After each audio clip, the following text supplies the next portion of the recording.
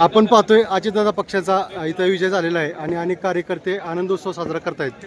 गुलाल आणि फटाके सुद्धा वाजतायत पाहतोय. तर काय सांगचाल, अजितदादांचा विजय झालाय, तुम्ही कार्यकर्ते म्हणून काय बोलचाल? अजितदादा बोलूनच लागणार होते. चेअरमन पद घोषित झालं तर त्याच वेळेस पॅनल टू पॅनल म्हणून 21-0 होणारच होतं आणि ते आज साध्य करून दाखवले. काय अपेक्षा आहे तुमच्या दादाकडून? आमच्या अपेक्षा काय, दादा चेअरमन झाल्यानंतर सर्व सोयी सुविधा द्यावा. काय भावचा देणार दादा महाराष्ट्रात एक नंबर, हे सगळ्यांना माहितीच आहे. त्यात काय बदल होणारच काय. बरं, आता आनंदोत्सव कशा पण साजरा करताय तुम्ही? आता गुलाल तर उधळलाय. आता बाईक रॅली निघेल माळ्या गावातनं. गावागावात पेढे वाटून जल्लोष साजरा करण्यात. दादा येणार आहेत का? दादा इकडे बारामती येणार आहे आता संध्याकाळी. तर आपण पाहतोय अनेक कार्यकर्ते सध्या आनंदोत्सव साजरा करतायत.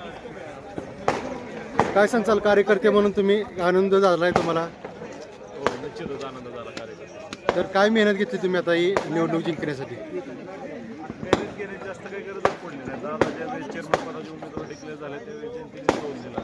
त्यावेळी विजय निश्चित झाला होता. निश्चित झाला होता त्यावेळेस. आता अपेक्षा काय आहे दादाकडे तुमच्या?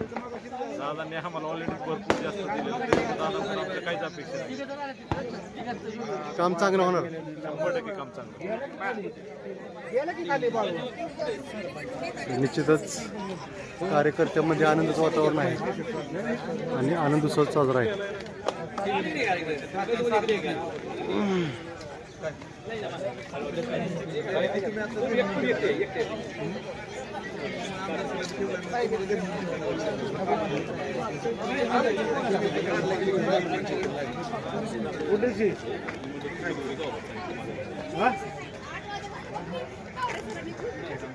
कुठे